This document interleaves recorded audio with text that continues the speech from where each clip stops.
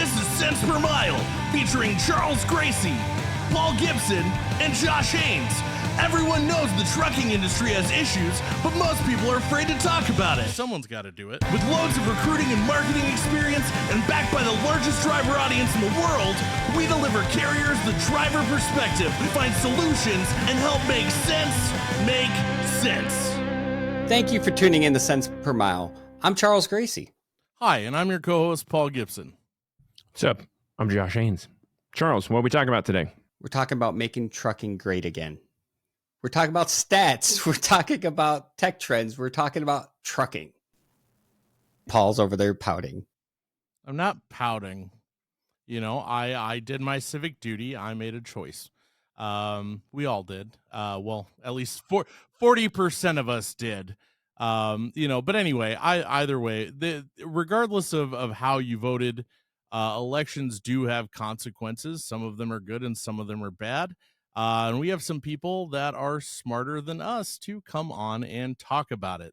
But before we get to that, you can find our podcast on Spotify, iHeartRadio, Apple, like YouTube, anywhere that you consume media, essentially.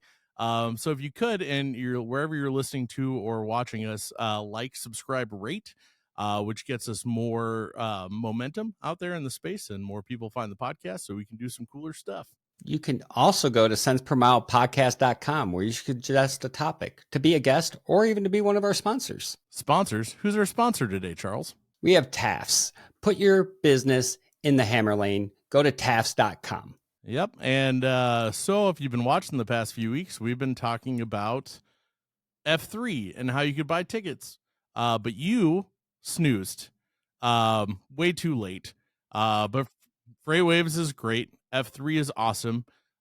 This is pre-recorded, but if you're watching this, we are there right now having a way better time than you are. So with that, the next 2 weeks, we will be helping you out by giving you some coverage from that event. But right now it's time to go behind the wheel. All right, so it's time to go behind the wheel. Working with CDL Life, we have access to the world's largest driver audience, and we can ask their opinions and get real thoughts on real issues from real drivers. With that, as far as the election goes, we have some pretty interesting data. As far as the impact of the election on trucking, 43% of drivers are unsure how the trucking industry will be impacted. 32 have a positive outlook, 15% have a negative outlook, and 12% say no impact. As far as the economy goes, over 70% of drivers view the state of the economy in some sort of negative way, whether it's some sort of negative or like just bad. Which that checks out based on the election results and, completely flipping everything upside down after this election. I feel like people wanted a change. Well, and the interesting thing, though, too, is this data came before that. I would be interested to see how it felt or how they feel afterwards, especially because you see so many companies just kind of opening up their wallets now, which we'll get into in a bit because I think I have a take on that. Anyway, so the next one is, do politicians understand driver needs? Trucking doesn't even understand driver needs. This is going to be spicy. That's why we have a podcast.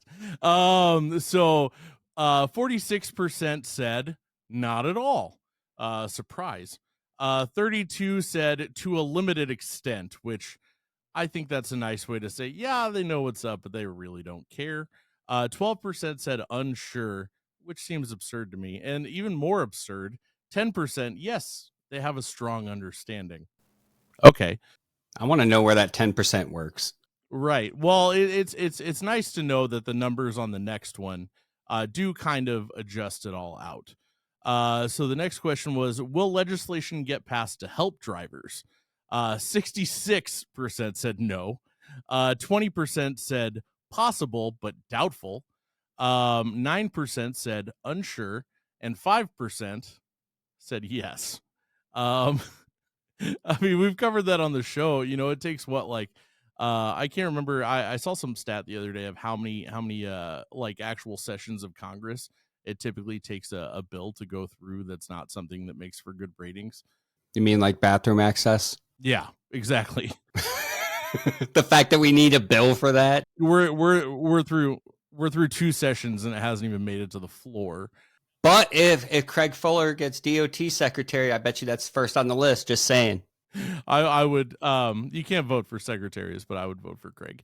But yeah, that's the interesting thing too. Like, so the bathroom bill, for example, it's one of those things where it's like it's such a common sense thing, but it doesn't happen, and that is something that both the ATA and OIDA are both pushing for. So you have the two major lobby groups that represent, companies and drivers accordingly, and they can't even get that on the floor, let alone the bills that they disagree on. It'll get thrown in with like the border wall and everything else. It'll be like a let's make a deal package that has everything but that in there by itself. And then we're going to phone a friend and then watch it. And then it's going to maybe hit the floor. Doubtful, but maybe. Or maybe somebody's buddy with one of those truck stops that Truck Parking Club got approached by, and they're not going to put that in there because they don't want to help drivers. I don't know. We'll see.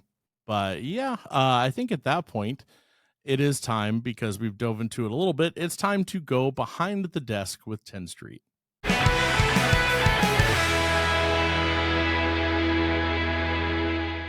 The road to success in the trucking industry is fraught with challenges, especially for safety managers. There are ever-changing compliance rules, accidents, liability issues, skyrocketing insurance rates. The list goes on and on. With nuclear verdicts on the rise, companies have to worry about lawyers going after them for big payouts after an accident. One mistake could cost you everything. If your team is still using traditional paperwork filing, manual processes, and multiple systems to manage safety, you're wasting valuable time, increasing costs, and exposing your company to legal risks. Tenstreet has a better way. Our safety management platform makes safety simple and streamlined, using the power of technology to protect you from liability, reduce costs, and stay compliant. Our dashboard lets you manage all post-hire activities from one place. Safety data, equipment tracking, claims and event management, and more. Tenstreet gives you access to each of your drivers' full history. Our telematics integrations let you monitor their performance and assign automated training to improve driver safety. This, combined with customized coaching programs, helps you reduce incidents per mile and lower insurance premiums. And in the case of an accident, Tenstreet's platform makes documentation easy for the driver. They can upload videos, pictures, and police reports using our Driver Pulse app, which flows directly into your dashboard. This driver data, combined with telematics and detailed training records, provides a strong defense against costly lawsuits. With Tenstreet, you can automate and streamline your systems and build your business with confidence, knowing the safety and reputation of your team is protected. Join the thousands of carriers using Tenstreet. Sign up for a personalized demo to see how we can give you peace of mind and help your business thrive.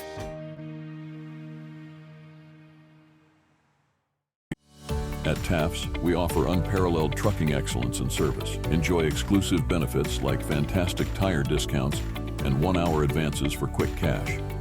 Recognized as the top factoring company in 2023, we're your partner for success. Access business loans, manage finances with ease through our client portal, F2 fuel card, and mobile app. Contact us now to see how we can help your trucking business thrive.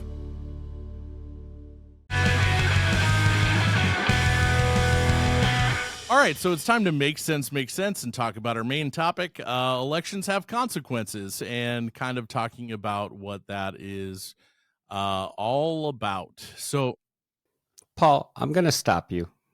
Elections don't always have to have consequences. Certainly that's a portion of it, but there's also perks. There's change. There's reason to be optimistic, Paul. We're going to make trucking great again, Paul. I really wish you would stop saying that. Look, Paul, after the election, I even got a new haircut. You didn't get a haircut. You just cut off all of your hair. It's a new year, new me, new trucking. Be optimistic, positive, Paul. Hey, you know what? One, I totally support you embracing the sad thing that's happening to your hairline. Two, I consequences can be a good thing.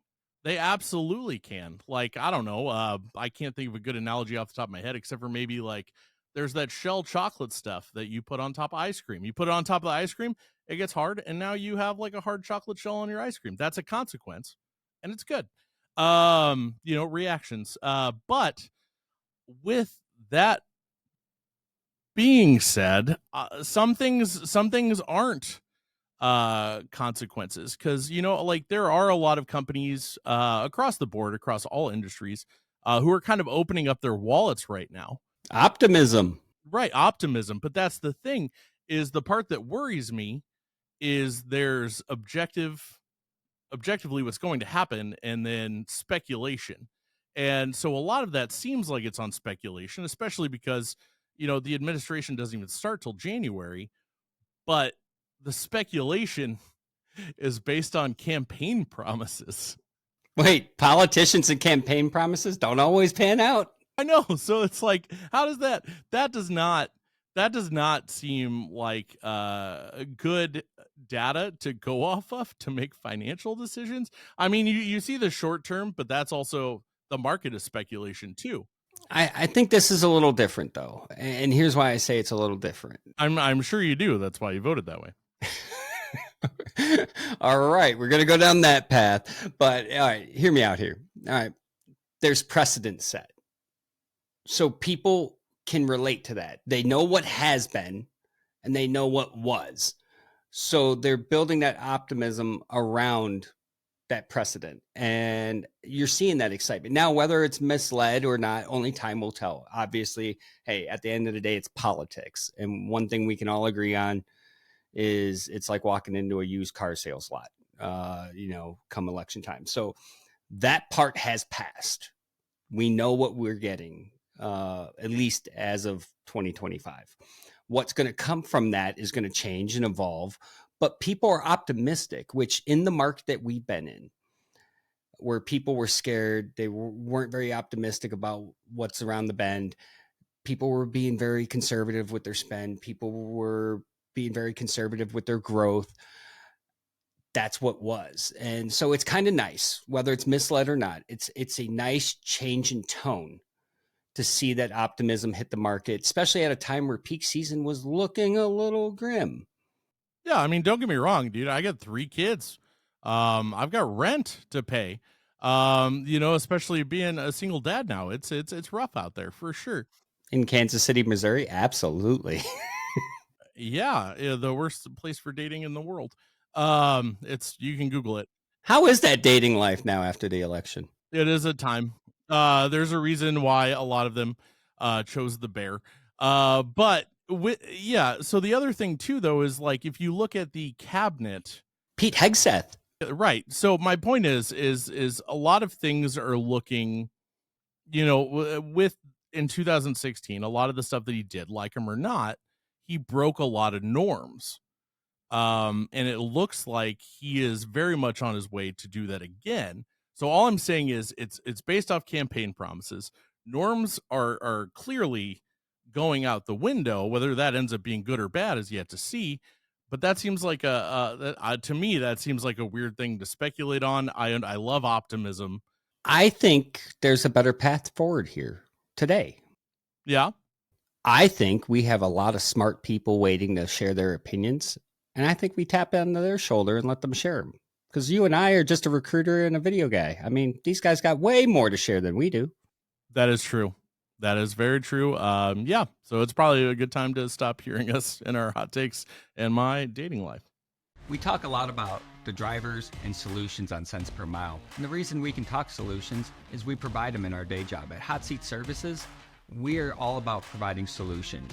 Instead of throwing at the wall like everyone else and just trying to cram the top of the funnel to see what falls out, we're providing today's top drivers for your top lanes using our professional recruiters, our marketing to give you a guaranteed cost per hire model. So if you want to hear more about it, check out Hot Seat Services. Let us hire you some drivers today. Paul, our guests have a lot of takes and we're going to bring them on so they can share them. We got Freightwaves, Thomas Wasson and Grace Sharkey joining us. And then we got Nick from Alvys. Welcome to the Cents Per Mile, guys.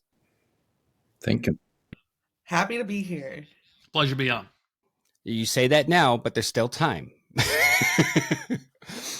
No, we're talking about a lot of different moving parts here, and I couldn't think of better people than yourselves to come in there and share your different perspectives, because from a recruiting and marketing standpoint is where a lot of my information comes. Same with Paul. We hear it from the drivers, we hear it from the executives, but you guys come from different sides of this. So, let's go around the room a little bit, introduce yourselves. I'll start with you, Nick, and, kind of your outlook on what we can expect closing out the year. Yeah, Nick Darman here with Alvys. And by the way, we pronounce our company Alvys, like Elvis. And we like to say what Elvis did to rock and roll is what Alvys is doing to trucking space. That's awesome. Please tell me that's a t-shirt somewhere. That's a good idea. I'm going to talk to my marketing people, right? I got you. See, on Cents Per Mile. Yeah. So, these are very interesting topics. As I always say, one of the things I learned as I was graduating as a student of economics at Georgia State, by the way, I used to live in Atlanta, is any economist that's trying to predict the timing will be wrong. And you should run away from those that are trying to predict the timing. We could predict the cycles, but the cycles have their own timing. So that's just one thing to keep in mind. There's a lot of moving parts that decide those cycles. You hear people often refer to trucking as a roller coaster, and it seems to fall in line with that at a lot of points. Yeah, in hindsight, we're all smart and we'll all figure out exactly why things happened the way they did. But to actually predict the timing in the future, I don't think anyone was able to predict it accurately. Maybe once in a while, but if you predict accurately today, chances are high you're not going to predict it tomorrow. That's the statistical analysis and what I've seen. Well, blind squirrel will find a nut eventually. Yeah. It's like how I always look back and I'm like, man, I wish I would have bought Bitcoin like 10 years ago. You've been a happy person right now. You might not be here today. I'm not sure how I feel about that. I love this podcast. Just to actually turn the page over to what I think in terms of this election and what's actually happening. My understanding is any president or any party that takes over, we will only see consequences 10 to 20 years from now. It's never right on. And for some reason, people actually make this mistake that, now we have this party that won the elections. Things are going to be great. I actually believe regardless of who wins, the economy has its own way. There is some speculations, people feel optimistic, but the other side of the country don't feel optimistic. So they're actually going to figure out how not to invest as much as those of us who actually feel optimistic. So on that note, I believe no matter what happens, when we live in a world of free market and rule of law, whoever is the president doesn't make a big difference today or in the next 4 years, but we will see the consequences 20 years from now. So, for example, what Bush did in 2000s, we're only facing the consequences today. Or what the Clintons did in the 90s, we're feeling, the way the culture has shaped. Everything has actually begun in the 90s, and today we're seeing exactly what's happening, right? Whatever happened in the 80s when we abolished mental institutions, we're only now seeing some of the effects that's happening in the homeless situation. So people forget. And that checks out, though. But you live in a day where a lot of people are looking for that instant gratification, and they think, the current president and the president-elect has been decided going into 2025. Their fates have been decided in the election. This is what we got. I don't agree with that, much to your point. I think it's more of right now people, to your point as well, half of America, or a little more than half of America, is feeling very optimistic. And then there's that other side. And there is no instant gratification. Things take time, like Biden's infrastructure bill. We haven't even seen that manifest in any result yet. It hasn't even paid out. I don't even think the check has been cut. There's a lot of time. You're going to be looking at that stuff years down the line. Yeah. And then you add the entire debt situation and how much money this country owes. We should definitely hope for a divided government where House should go to the Democrats and Senate to the Republicans. That way, they're not going to agree on a budget. Otherwise, they're just going to start spending. I mean, that's my opinion. I could be wrong. No, I mean, historically speaking, we've seen when one side had everything, not much got accomplished except debt. Yeah, it's always funny, like when there is a president who does have some sort of legacy thing, like Obama had a supermajority, but waited till he didn't to pass Obamacare. You know, Trump waited till he didn't have a supermajority to pass his tax plan. You know, that's how that works. It's very interesting. So, Grace, you know, Nick has shared some of his perspectives on this. You know, you deal a lot with a different side of things as well on the freight tech, the brokerage side. What are you seeing as far as from the election forward into the new year? What's your outlook? Yeah, so one thing I do want to touch on just in regards to Paul and Nick just preached to us, honestly. Like, can't wait to meet you in person and shake your hand on that one. He's going to be at F3, I hear.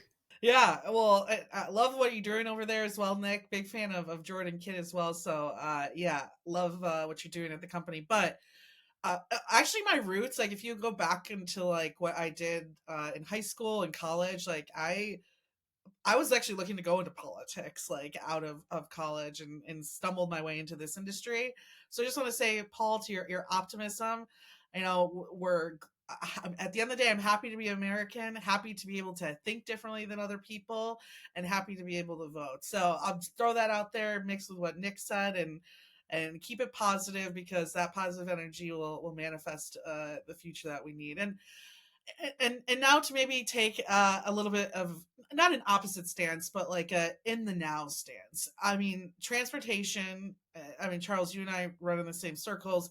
Investors, particularly leadership in this industry, is all gas, no brakes right now. Yeah, it's crazy. It started Wednesday. Yeah, and it's, you know, it's a funny, I love this industry because, especially when I was building a brokerage, right? Like when I went to go fill up my car and gas was expensive, I personally hated it. But I personally loved it because I knew revenue would grow. You know, it's like this industry is an interesting one, because sometimes what we love to see might not be best for our personal consumption. So set that aside.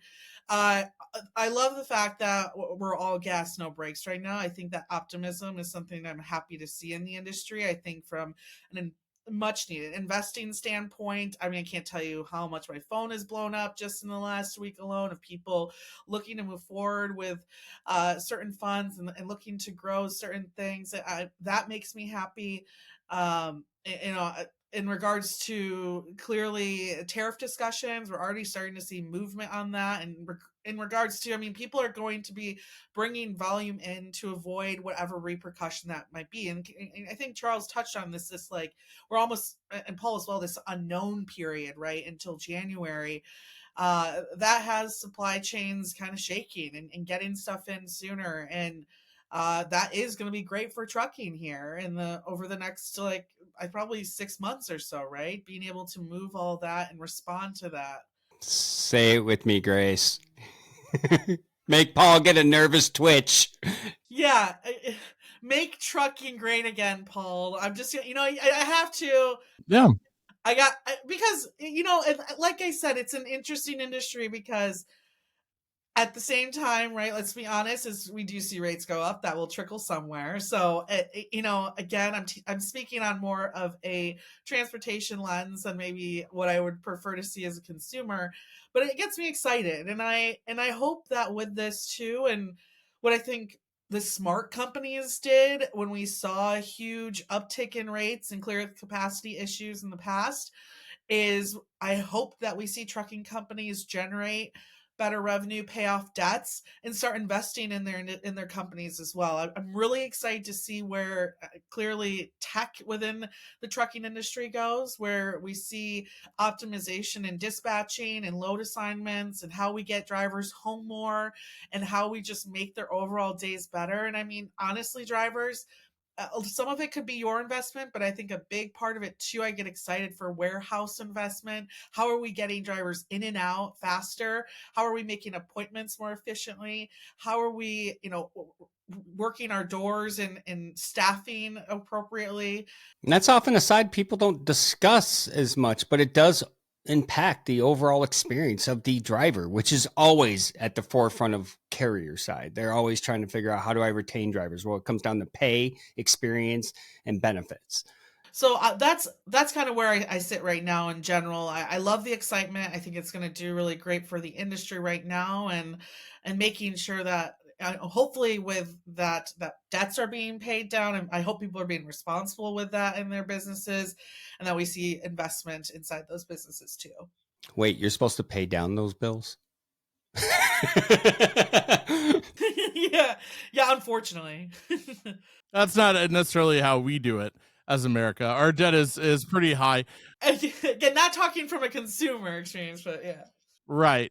So real quick, I would like to say on the left side of things, one thing that people do honestly make a lot of the argument is, at what point was America great, blah, blah, blah. I'm not going to get into that. But as far as making trucking great, I would like to go back probably to I know where he's going. 1973, when River Rat turned his or back when like River Rat turned his reefer sideways on the highway.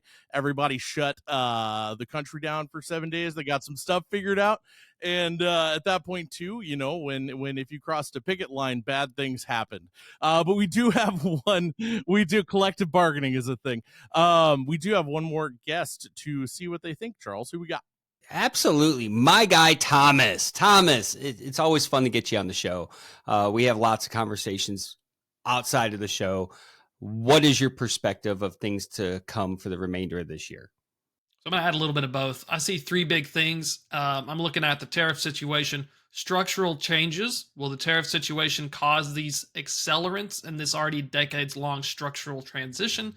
And then we're looking at rates. Not only Fed rates, but the rates paid on freight. So those are the three big things on top of mind. I like what Nick said earlier when he talked about, regardless of administrations and stuff, there's a lot of bigger changes that have been going on. The tariff one is fascinating, and I know I'm your trucking expert, but maritime stuff does drive trucking. It comes to kind of downstream. Trucking is the catfish, and I'm just waiting for somebody to drop some crumbs from the proverbial water, basically. And when we're talking about tariffs, there's two sides of the coin. One side says this will make your products get more expensive, because to most people, they think, well, if my toilet paper is $10 and it goes, add some tariff, I pay an extra $1, it goes up to $11. Other people are saying, well, it's actually more complicated because you can game the system. So when we talk about how you tariff something, it's called ad valorem, which is Latin for a tariff on the value of the declared good. And so the question we're watching, and that we do not know the answer yet, is that will the estimated value of the item be the thing that is tariffed? Will it possibly actually cause higher prices, or did we have funny business? So let's say that toilet paper was made in Shenzhen by Wasson Thomas, because when we're in China, my surname goes first. I'm Wasson Thomas if I was in China. Wasson Thomas makes the toilet paper for $1, and then when we're shipping it over, I declare it for $2, when in fact it could theoretically be declared for $5. There is tariff arbitrage, my friend. Where's the $3? So like a poor man's Bill Nye the Science Guy, some experts are saying, well, we may absorb the cost, or we may ship our toilet paper from Mexico, accelerating a structural trend that we've noticed in nearshoring. Something we need to watch. Mexico, by the way, is going to be the thing to watch, because China already, since 2016, has decided, let's go backwards. The other thing to think about, now we're on the zone 2, structural reform. Either way, we're going to continue to see the impacts of not only the changing of this China-based trade, which, if we look at it from China's standpoint, we're actually a smaller percentage than we used to be. They love to go to Vietnam, Southeast Asia. China ships everywhere, because Wasson Thomas, if I own Shenzhen and I'm responsible for factories, I have to keep pumping stuff out. So that's one of the other structural things that we're seeing. We're seeing us move to Mexico, and we're going to see this increase. So The third thing is, what does this mean for rates? Because that's the most important question we're seeing right now.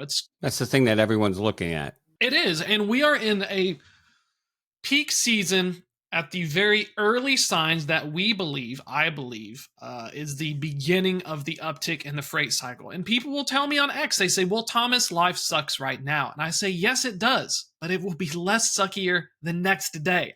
We're not telling you, this isn't like mission accomplished. I'm not on the aircraft carrier. There's not a banner. We got a lot of work to do, and we've got a lot of places to go. But this is one of the first times we have observed in our data set that things have progressively somewhat gotten better, and it hasn't crapped the bed. So optimism playing a role in that? Is the optimism playing a role in that? The optimism is, but we're also kind of in this amazing thing that I'm calling the double whammy. You have a thing that you call everything, Thomas. It's amazing. You are the man of random things and facts. Well, this is how we make America freight again. I know we always say to love trucking, but making America freight again is what we want. We want more freight because that's how you make trucking great again. So in order to make America freight, people are forwarding more stuff because they're worried about the potential impacts of these tariffs. Now, whether it is ad valorem, whether it's a percentage, whether Thomas lied on his customs paper because his Wasson Thomas hooked him up in Shenzhen, that doesn't matter right now because psychologically, we're seeing a bull run. That's kind of what we're looking at. And economies are so infinitesimally complex that you just have to believe like a Jedi. And so the first thing we saw in July with maritime data was people scared of port closures in the East Coast. Makes sense. The second one we're seeing right now is people are concerned with tariffs. They don't have to be right or wrong on tariffs, but this translates very good into trucking volumes, especially when January and February are typically your crappiest season. Now, we're also seeing reefer demand go off the rails right now because reefer is in this perfect storm of where you need things to stay a certain temperature, and I can't put a blanket on everything like it's a dry van. And so I'm looking at those big three things. I think Nick had a great point. I think Grace had a point in terms of summarizing everything. We're seeing an acceleration of structural trends that may be attributed or not to a certain administration, but at the same time, like Grace is saying, it is giving a bump in terms of, time to come out, green shoots, let's invest. All right. So with that, so we are out of time. But real quick, we'll go through everybody and give you a shot to plug yourselves. So Thomas, we'll start with you first. We'll move backwards. Where can everybody find you? Check it out, freightwaves.com/loaded and rolling. We have the podcast on Apple, YouTube, and Spotify. And you can look me up as well. We'll be at F3. If you see any of our stuff, I'm with Grace. Amazing stuff as always. All right. And Grace, people obviously can find you with Thomas. We just found out, but where else can people find you?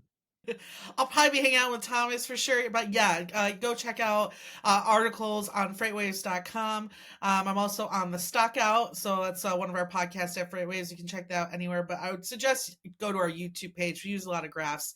And then, of course, you can check me out along with Charles as well on the Road Dog Trucking channel, right? I am on Tuesdays and Thursdays from 5 to 6, and Thomas has been helping me out with the show as well, so it's usually him or I on those episodes too. I do love graphs. I'm all about picture books. And Nick, where can everybody find you and find out more about what you're doing? Yeah, alvys.com, very simple. It's alvys.com. The only social media I have is LinkedIn, so you could find me on LinkedIn, Nick Darman. Awesome. Well, thanks for coming on the show. So Charles, that was a lot to take in. What's your take? Actually, I don't want to hear this, but what's your take? This was an awesome show. Getting Thomas with his facts is always fun. Always a pleasure to have my good friend Thomas and Grace on the show. But most of all, Nick, you are awesome, my guy. You are going to be at F3, right? I will. All right. We need to link up and have more conversations with Nick. You know what's really interesting, though? Before we sign off, Nick did say that it's about 20 years till you start seeing other people's economies. Technically, this is Obama's economy. Anyway, all right. We cannot end on that. We cannot end on that. All good things come to an end. That's what you say. Now say the thing. Say that you got to stay. Thank you for tuning in to Cents Per Mile, where we're making trucking great again. I'm your host, Charles Gracie. And I'm your co-host, Paul Gibson. See you next time.